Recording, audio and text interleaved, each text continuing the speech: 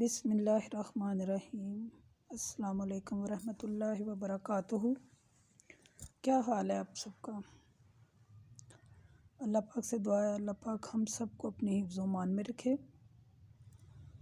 ہمارا جو سلسلہ چل رہا ہے اس سلسلے میں آج ہم سورۃ بقرہ کی آیت نمبر 204، 205، 206 اور 207 کی تلاوت کریں گے، اس کا ترجمہ اور اس کی تفسیر بھی پڑھیں گے۔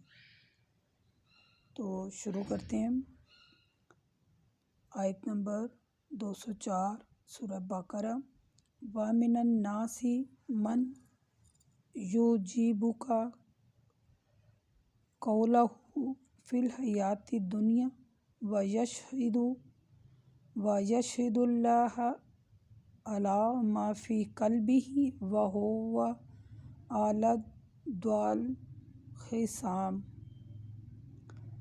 وَإِذَا تَوَلَّى سَعَىٰ فِي الْأَرْضِ لِيُفْسِدَ فِيهَا وَيُهْلِكَ الْحَرْثَ وَالنَّسْلَ وَاللَّهُ لَا يُحِبُّ الْفَسَادَ۔ وَإِذَا قِيلَ لَهُ اتَّقِ اللَّهَ أَخَذَتْهُ الْعِزَّةُ بِالْإِثْمِ فَحَسْبُهُ جَهَنَّمُ وَلَبِئْسَ الْمِهَادُ۔ وَمِنَ النَّاسِ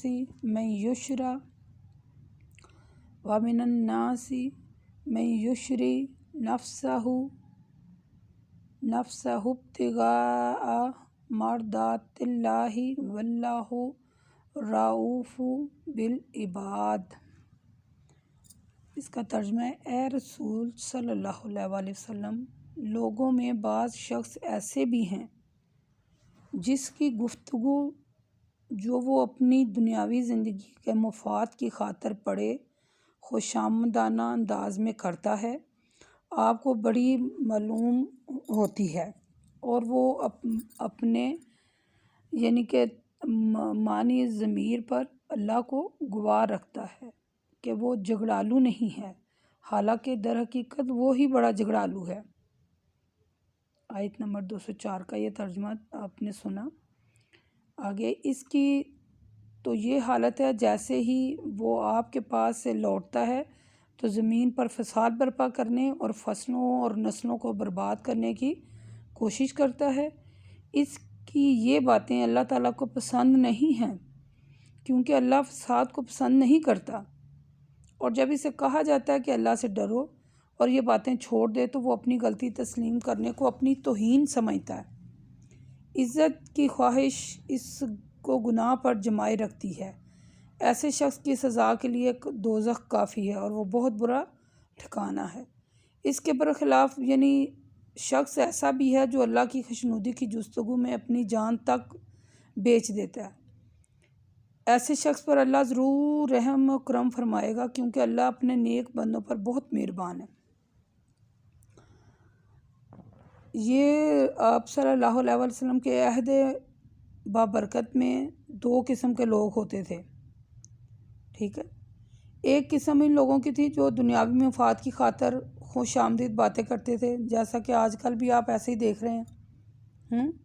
بظاہر اسلام کی دوستی، ملک میں امن و امان، قیام، محبت، اظہار، لیکن حقیقت میں نہیں ہے، وہ مفسد ہیں، منافق ہیں، جھگڑا کرتے ہیں۔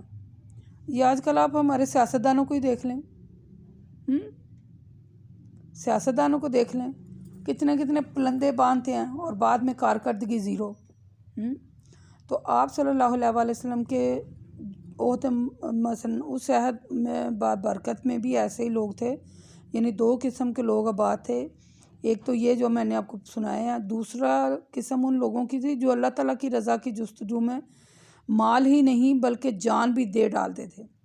اللہ تبارک و تعالیٰ پہلی قسم کے لوگوں کی مذمت اور دوسری قسم کے لوگ جو تھے ان کے بارے میں یہ آیت نازل ہوئی ہے کہ اللہ تعالیٰ فرماتے ہیں وَمِنَ النَّاسِ مَن يُعْجِبُكَ قَوْلُهُ فِي الْحَيَاةِ الدُّنْيَا۔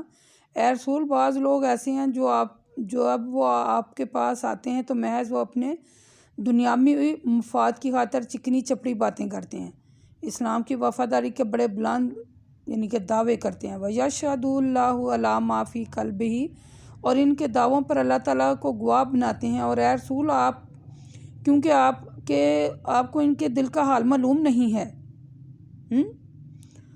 لہٰذا آپ ان کی باتوں سے خوش ہو جاتے ہیں. وہ جیسے اپنے آپ کو ظاہر کرتے ہیں ویسے ہوتے نہیں ہیں. تو مجھے ان کے حال کا، دل کے حال کا پتہ ہے، معلوم ہے. اے رسول صلی اللہ علیہ وسلم آپ ان کے دھوکے میں نہ آئیں. وَهُوَ أَلَدَّامْ خِصَامٍ، وہ بڑے جھگڑالو ہیں. وَإِذَا تَوَلَّىٰ، ان کی تو حالت یہ ہے کہ آپ کے پاس جاتے ہی فتنہ، یعنی کہ جب آپ کے پاس سے اٹھ کے چلے جاتے ہیں تو فتنہ فساد کرتے ہیں، کھیتیاں اجاڑتے ہیں، مویشی ہلاک کر دیتے ہیں. قتل و غارت ان کا شیوہ ہے. فساد، بدعملی پھیلانا ان کی عادت ہے.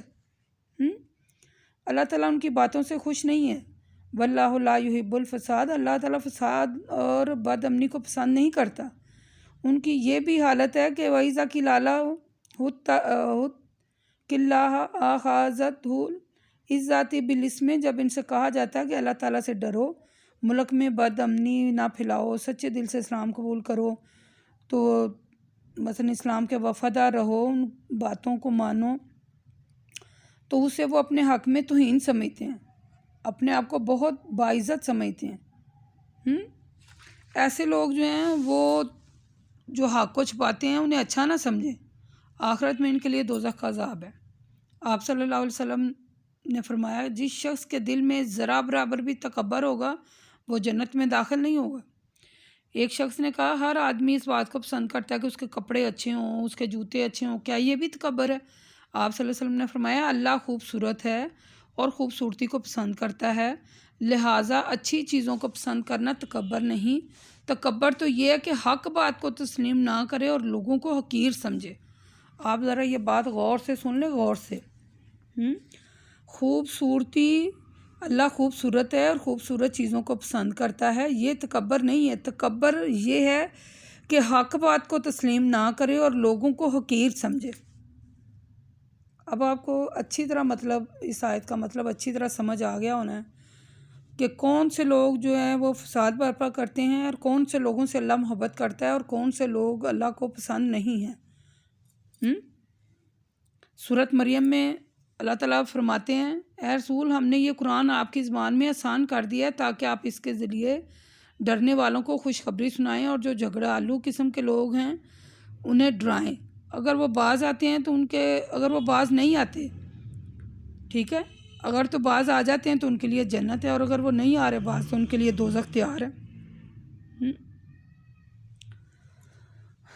یہ جو لوگ چکنی چپڑی باتیں کرتے ہیں نا اور جھگڑتے ہیں، اللہ ان لوگوں کو پسند نہیں کرتا، اور ان کا ٹھکانہ دوزخ ہے. آپ صلی اللہ علیہ وسلم نے فرمایا کہ اللہ نے مجھ پر وحی بھیجی ہے کہ میں آپس میں ایک دوسرے کے ساتھ انکساری سے پیش آیا کریں. جو شخص بھی اللہ کے لیے انکساری اختیار کرتا ہے اللہ اس کو اور بلند، یعنی اس کے درجے اور بلند کرتا ہے. ٹھیک ہے. وَمَا إِلَيْنَا إِلَّا الْبَلَاغُ الْمُبِينُ. آپ کو ان آیتوں سے آپ بھی قرآن پاک کھولیں، سورۃ بقرہ کی آیتیں مثلا 204، 5، 6، 7 ان کا تشریح اور ترجمہ میں نے آپ کو بتایا، اور آپ خود بھی اس کا مطالعہ کریں کہ اللہ پاک، یعنی آپ کو سمجھ آ گئی ہونی ہے کہ اللہ پاک کن چیزوں کو پسند کرتا ہے اور کن لوگوں کو پسند کرتا ہے اور کن لوگوں سے اللہ تعالیٰ بیزار ہے اور کن لوگوں کے لیے مثلا اللہ تعالیٰ نے جہنم تیار کر رکھی ہے. اب اس کا فرق آپ کو واضح سمجھ آ گیا ہونا کہ جہنم جو ہے وہ کن لوگوں کے لیے اللہ نے تیار کر رکھی ہے. ہمیں خود میں اپنا موازنہ کر لینا چاہیے کہ ہمارا لیول کون سا ہے، اور اگر ہمارا لیول جو آپ کو بتائی ہیں باتیں، اگر ہم اپنے معیار کو تول لیں کہ ہمارا معیار کہاں ہے، اگر ہمارا ٹریک غلط ہے تو خدا را اس ٹریک سے اتر جائیں اور صحیح ٹریک جو ہے نا وہ اپنائیں اور صحیح ٹریک پر چلنے کی کوشش کریں، اور اللہ تعالیٰ ہماری اس کوشش کو کامیاب بنائے. آمین. اللہ تعالیٰ ہماری اس کوشش کو کامیابی بنائے اور اپنی نظروں میں قبول فرمائے. آمین ثم آمین. بقول قولی ھذا استغفر اللہ.